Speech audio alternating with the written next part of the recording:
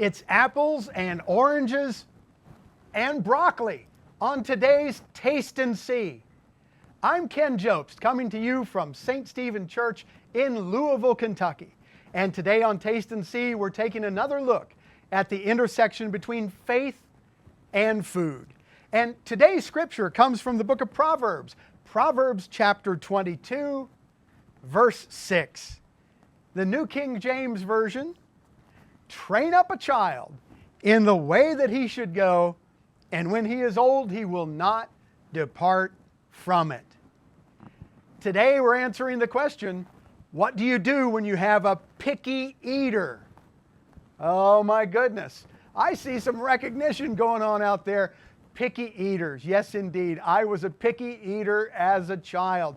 And my brother was a picky eater also. But you know what? There's going to be kids, and it's amazing how this works. There's going to be children that for years and years and years, all they're going to eat is mashed potatoes or macaroni and cheese or pizza rolls, right? They get locked in on their taste buds on one particular thing, and I got to tell you what, they can be very, very persistent on insisting on eating a very, very narrow band of culinary products, right? So, if it's mashed potatoes, if it's, oh my goodness, pizza rolls, if it's macaroni and cheese, here's some tips and some ideas in order to help your picky eater broaden his or her world. Now, a lot of what I'm going to say today comes actually from a scientific study that was published in the May 2020 edition of Pediatrics magazine. This is a study that involved 300 4-year-olds. And I hope they weren't all in one spot at the same time. But 300 4-year-olds, their parents were asked about their eating habits. And lo and behold, wouldn't you know, most kids fall somewhere in the middle, right? Some foods they like, some foods they don't like, but by and large, way more than half of the kids, sure, they'll eat a variety of stuff, but there's certain things that they like to avoid. 29% of the 4-year-olds in this study, 29%, almost a third of the 4-year-olds, listen, ate everything and anything that was put in front of them. 29%. And then 14% of the 4-year-olds in this study published in Pediatrics, 14% were picky eaters. That meant there was only a very, very few things that they would eat. They would eat them. Now, watch this. Pediatrics magazine discovered this in the study. They had all the kids get on the scale. And lo and behold, the picky eaters weighed just the same as the non-picky eaters and weighed just the same as the kids that would eat anything and everything. Oh, now wait a minute. You don't remember the Clean Plate Club when you were growing up? Right? You had to clean your plate. Well, I got to tell you what. Members of the Clean Plate Club, average kids, and kids that are picky eaters all weighed about the same in this particular study. And then parents, God bless you. If you have a picky eater, God bless you. Because watch, most parents are afraid that it's something that they're doing that is making the child a picky eater. Maybe they're not cooking the food right. Maybe there's one reason or another. Parents, rest easy. This particular study demonstrated that pickiness with respect to food is more likely to be a trait than it is a phase that children are going through. Now what's that mean? Everybody hopes that Your kids are going to get to the place where they'll eat something other than macaroni and cheese.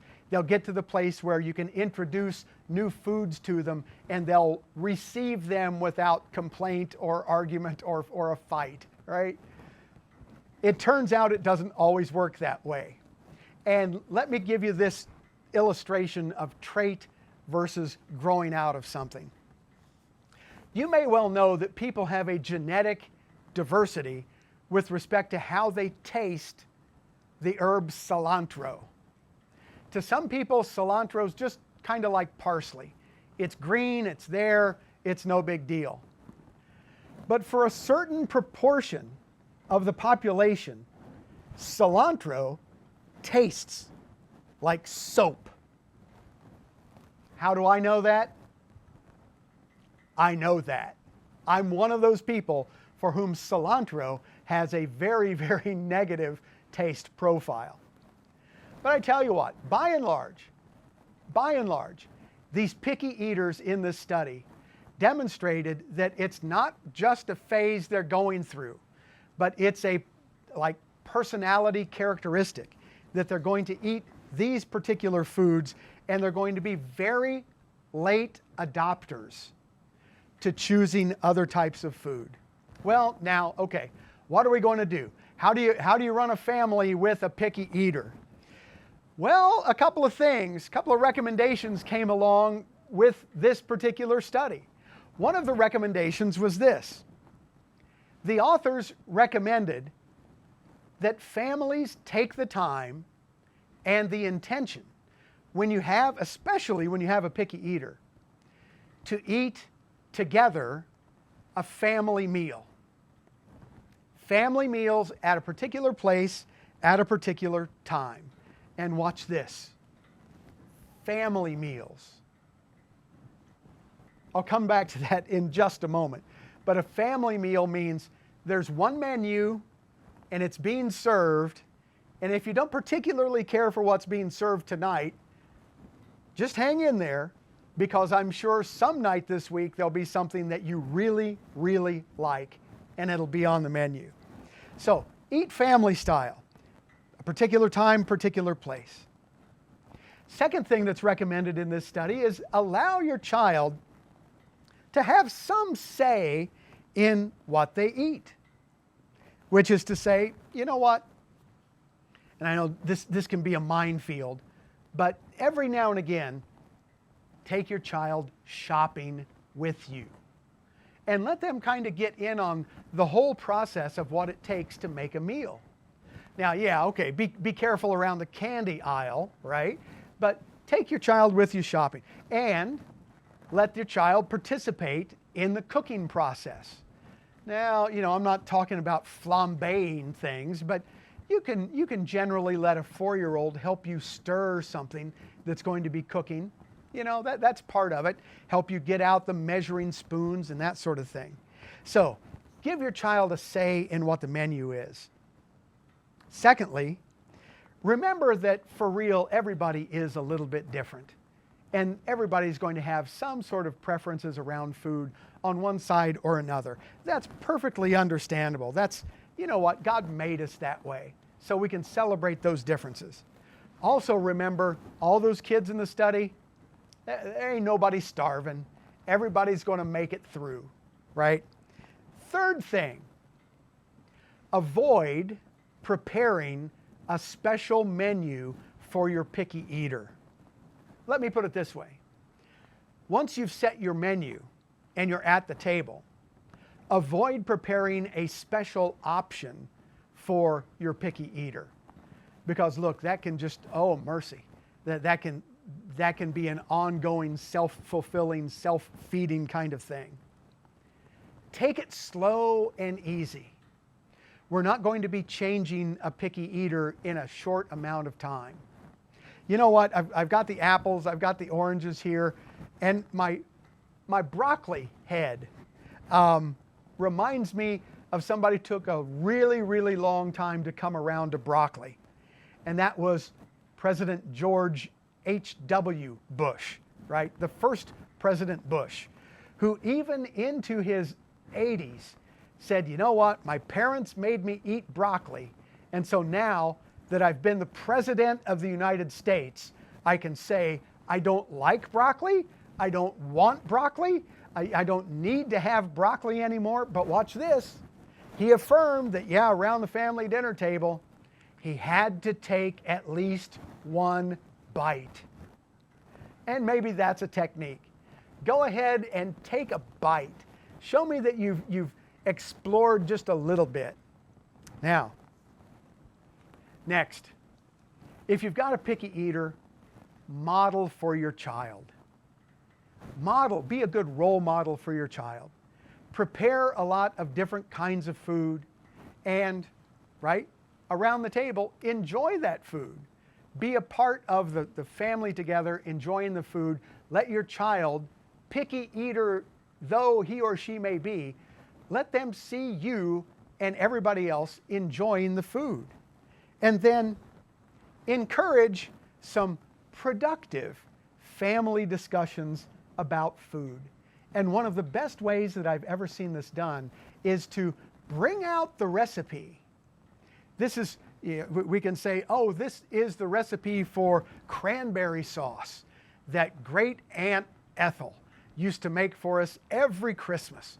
And when you associate the recipe with the person and the story and the process and the aromas and the flavors and everything that comes together, then your picky eater might have a variety of reasons to try Aunt Ethel's cranberry sauce, right?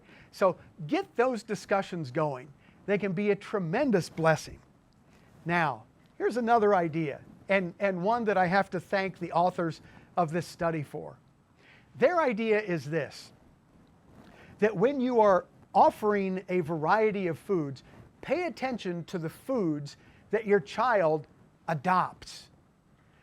Foods that your child says at the first bite says, oh, that's good, or says nothing, right?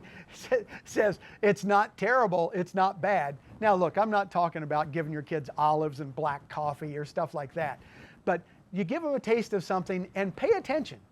If they light up at it, right, go ahead and establish that flavor as a bridge flavor. Oh, Pastor Ken, what's a bridge flavor? Watch this. Around the Thanksgiving table, lo, these many years ago, my cousin Andy got his first taste of pumpkin pie. Never had it before. And he was something of a picky eater. But you know what? One piece of pumpkin pie was not enough for Andy. He needed to have another one. So he had another one. Over the next several weeks, what my aunt and uncle did was brilliant. They introduced Andy to flavors that were related to pumpkin pie. Baked sweet potatoes. Or, you know what, you could even slip in sweet potato pie behind pumpkin pie. Who's going to know? But they got a lot of flavors that were related to pumpkin pie, and they were able to introduce them. Andy, having accepted pumpkin pie, decided that, well, you know, that's the gateway food. So now all these other flavors came in as well. Great idea. And I encourage you, if you've got a picky eater, give that bridge food idea a try. My parents, lo, these many years ago, my older brother loved apples, hated mashed potatoes. Loved apples, hated mashed potatoes. So they would peel an apple for my brother. And I mean, he's a little kid. They'd peel an apple for him and he'd take a bite out of the apple. Then they'd distract him over here for just a minute while my dad would put mashed potatoes in the bite hole of the apple. And then, give it back to my brother and he'd take another bite of the mashed potatoed apple. And you know what? That went on for a good while before anybody else caught on. It was like my parents were pretty slick in the introducing new foods arena. But lo and behold, all those years later, my brother loved apples, my brother loved mashed potatoes. Go figure. Now, finally, authors of this study recommend no food fights, right? Just not worth it. No food fights. That the parents are responsible for providing the food. Set the table, right? Parents are responsible to provide the food. It's the child's decision whether or not to eat it. And in many cases, it's a self-regulating behavior.